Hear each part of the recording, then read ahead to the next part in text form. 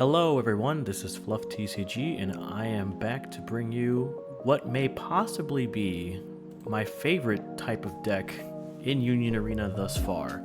Now I know that I was a believer in Purple Bleach, but honestly I really hate the mirror, and the matchup is super not fun going into Green Kurapika, so I have built this to try and combat the Hunter x Hunter decks, and I will do my best to explain my reasoning behind this deck list, and hopefully you get something out of this too. So this is the Hitsugaya and Unohana package of the Gote 13, and I will make a video at another time for the Yamamoto build, but for now we're going what I think is the stronger of the two green decks. So starting off, we have Unohana. It's a 0, it's a get trigger, you play your raid. 4 copies, of course. Now the raid Unohana. So this card is unfortunately the most expensive card in the deck, and there are a lot of times where you can wind up unable to play her just because of the fact that you'll have 5 energy instead of 6, and it's a huge pain in the butt. But when she's out, she's incredible. Her raid ability is, when played, look at the top 4 cards of your deck, reveal up to 1 character with 13 Court Guard squads, aka this entire deck, and a 4 or less required energy, and add it to your hand, bottom deck the rest, and then the next character you play costs 1 AP less. What does this mean? This means you can play the Hitsugaya raid for free, you can play a 2 energy character for free, you can do a lot. This card is fantastic. It can really flood the board against your opponent, especially if you can pull out 2 in 1 turn. I think she's great. She's strong, and she has no impact because that effect is already really good. Again, only real downside to her is the fact that she costs 6. I play 3 instead of 4 because she can be really dead in your hand, since there's only 4 Unohanas in the deck that you can raid onto. So be mindful of that. And moving on, we have Rojuro. This is a 3 energy that generates 2 that states if there is a yellow or purple on your opponent's field, reduce this card's required energy by 1. Now, you're not really going to run into yellow unless it's a Bleach deck, which is pretty rogue right now, but purple is extremely popular in the meta, whether it's Purple Ichigo in Bleach, or whether it's the Zoldyck family or the Phantom Troop in Hunter x Hunter. So he is, in those matchups, a 2-1 that generates 2 energy, and this is better than the Izuru Kira, which, if you notice, is not in my deck because of the fact that there's too many matchups where it just doesn't do super well. For example, the mirror, if they raid Hitsugaya and they freeze him, he gives 1 less energy. If you're playing against Phantom Troop, Hisoka can pull it forward, and that's a huge problem because the Crollo can also duplicate that and pull something else forward, and that is really bad for green decks because if you lose tempo, you're in really big trouble. So he's just a good body with a good energy generation and a good effect that comes up extremely often. Next is the 0-cost Ukitake. There's not much I can really say about this. It's a staple in every deck, or this type of card is a staple in every deck. So moving on, Nanao also is a staple in most decks. The typical bounce a character, generate 2 energy. You typically want to do this when you use Ukitake's ability so that way he survives. You could use his ability if you have him and a 0 on the board, shoot a 3, play Rojuro or play Kumamura, and then play Nanao and bounce him back to hand, and then you pass on 5 energy. Then next turn you play another Ukitake and your Unohana is ready to go, as well as your entire deck for the most part. Next, Yachiru. I love this card. I run 2. It's very niche in its application. Her on play is simply, when you play her, make a Kenpachi active. This is so good because if you have 2 action points, You use 1 to raid Unohana, add Kenpachi to hand, play him in the front, play the Shachiru in the back. Since you likely raided on Unohana and moved her forward, you can use this to replace your generation of energy, and you can make Kenpachi swing for 5,000 this turn. She's really good. She's niche, but at worst, she generates energy for you. Next card, Komomura. This is a 4 of. Amazing. It has step. On attack, it gives something 500. It generates 2 energy. This card is great. I play this at 4 because it's just too good to not run. And I don't mean in just this deck, I mean in green period. Step is a great mechanic if there ever comes a situation where he's yanked forward, or if you want to put him forward for extra damage, you can do that too. But it's the fact that he can go back that really does it, because he generates 2 energy. And next is the Kenpachi I was talking about. During your turn, this card gains 1000 BP, but the most important thing is right above that. This character is not affected by BP reducing abilities. What does this mean? This means purple does nothing to him unless they KO him. Unless they play an event that straight up says sideline, or they hit the special trigger, he's staying on the board and he's punching every single turn for 5,000. This card is super good into Purple Bleach and super good into Purple Hunter x Hunter because he's just there. If you can get 2 of this on the board, you're pretty much going to be swinging at face and dealing 2 damage every single turn if they don't block. He's amazing. I play this at 4 because he is far too important in certain matchups where he is just needed on the board because he can't be removed through conventional methods. He's just too good. Next is the SR Kenpachi. Impact states, when played, KO a 2,000 or less character in your opponent's field. If you have 6 or more other, it's a 4,000 or less. Also to note, this card cannot be played onto or moved to your energy line. What does this mean? It means you can't play him in the back, which you wouldn't anyways because he generates 0 energy. But what it primarily means is that he cannot be shoved in the back. That means if you are playing against Purple Hunter x Hunter, Hisoka cannot put him in the back. He also cannot swap him. He cannot touch him. He cannot do anything. The only way to get rid of this character is removal or cost reduction. But he cannot be moved, which is fantastic because it's extremely frustrating when you lose energy because of that. Plus, he's also a draw trigger. I play 2 of this card because he's rather expensive at action 2, but you can make him cost 1 if you combo him with Unohana, so that's also really solid. Next up, the Toshiro Hitsugaya package. Here's a 0 with the get, you play 4. Easy enough said. The 4 colors.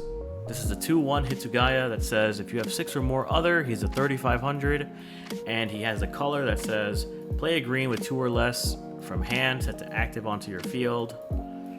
You don't typically really want to use this ability because there's not many targets in the deck that would benefit from that. You could play another copy of him, and that's pretty much the best thing you could do. You could also put a really crappy body if you just want to block and save yourself a damage for the turn. But nothing too crazy here. Just a good raid target that can get relatively big in the early and mid game before you start placing your raids. And your opponent has to deal with him because 3k swings and 3500 swings are obnoxious if they don't have a 4k unit on the board. Now, here he is, the big meat and potatoes of this deck. Raid Hitsugaya, 4 cost, 4,000. When played, choose an opponent's character on the front line and switch it to resting. If you have 6 or more other court guard squads on your field, you rest it, and you also rest their entire back row. So this is amazing because it turns off all activate resting. It turns off all, when this card is active, generate extra energy, and it lasts until the end of your opponent's next attack phase. Now be mindful, if you take life and you raid this card, it will only freeze until the end of that battle, as per the rulings. I know the wording is a little confusing, but that is how the Bandai FAQ reads. So my advice, Don't raid this unless you absolutely need to stop a unit from attacking. But this card is great. Stunning is really, really good in this game, especially when it's not conditional, like how Yellow Bleach states the next time it would become active, it doesn't. I feel like freezing until the end of next attack phase is better because they cannot active trigger it. They cannot do anything to it. It is just stuck that way, and there's nothing they can do outside of raiding on top of it to get rid of that. Obviously a 4 of. Now the Shinji, I play 2 of it because he has on play, give a card impact. This is really useful when you want to close out games. If you have a Kenpachi on the board, the SR, nothing else impacts in this deck. So what it boils down to is he gives you the win con. Heck, you can put it on Kenpachi and deal double damage if they have no out. That's also a valid strategy. I just think this card is too good to not be played in any capacity because he can steal wins just from playing it. Especially if your opponent has a full board that you can't pop or get rid of. The impact 1, or in some cases the impact +2, is amazing. It can legitimately win you games. I think it's extremely good, and you should at least keep one of these in your hand until you're ready to play it and go for game. The rest is the events. So Hitsugaya's special trigger says choose a character with 5,000 or less, switch to resting, remains resting until the next time it will be switched to active. So this is more like a yellow card, but if he's on your field, sideline it. You wouldn't really want to use this unless he's on the board. So it's another sideline card for the most part. Next is Bankai. This card's in every set, in every color. It's the standard choose 2 AP, switch to active. And that is the deck profile for this version of Green Bleach. I'm gonna go through some starting hands now and we'll see what we can do, just to give you guys a bit of a frame of reference. This is a very green hand. We cannot use this. This is a much better hand. So let's say you're going second. You go Unohana into Unohana. Pass. If they're playing purple, you can go Rojuro and then play Kenpachi in the front. If they're not playing purple, you go Hitsugaya into Rojuro, or you go Hitsugaya into one of the Komomoras. And then next turn, you can play Kenpachi. You can play this other Kenpachi, and you can just start swinging like a madman. And if the left gets small, you play the Shinji, and you get rid of them. And that's the end of the game, provided they don't start removing your stuff. But these units are big enough where you'll at least have somewhat of a board presence at all times. New hand.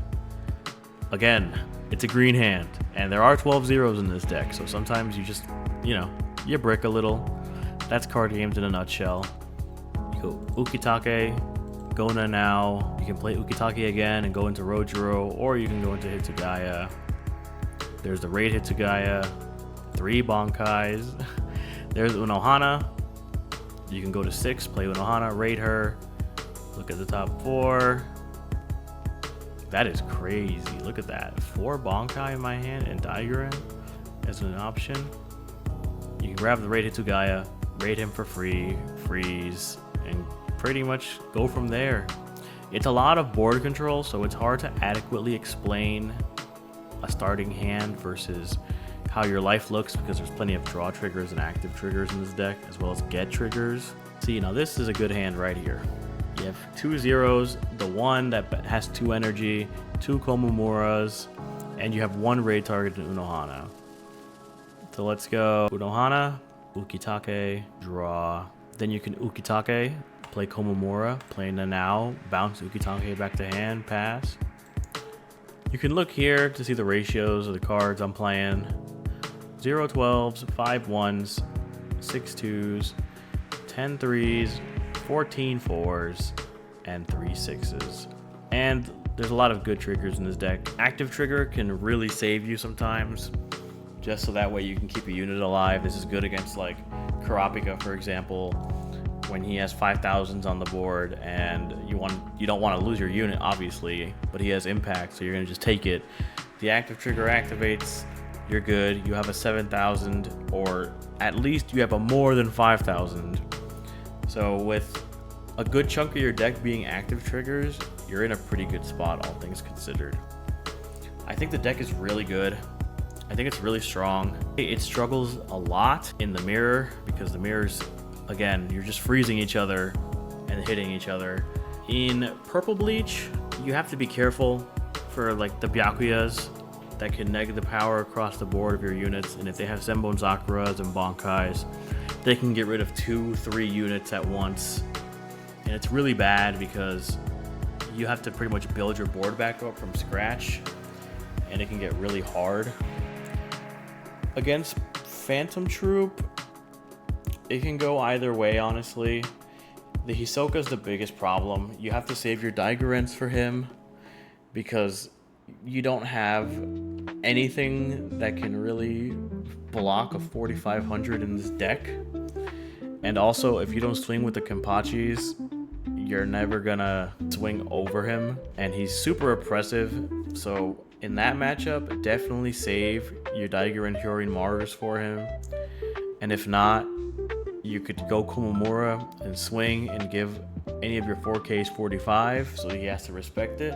And truthfully, that's pretty much it. I'm trying to get better at shortening these videos and make them more comprehensible and digestible. So thanks for stopping by. This deck is very fun. Definitely try it out. And I will see you in the next deck profile.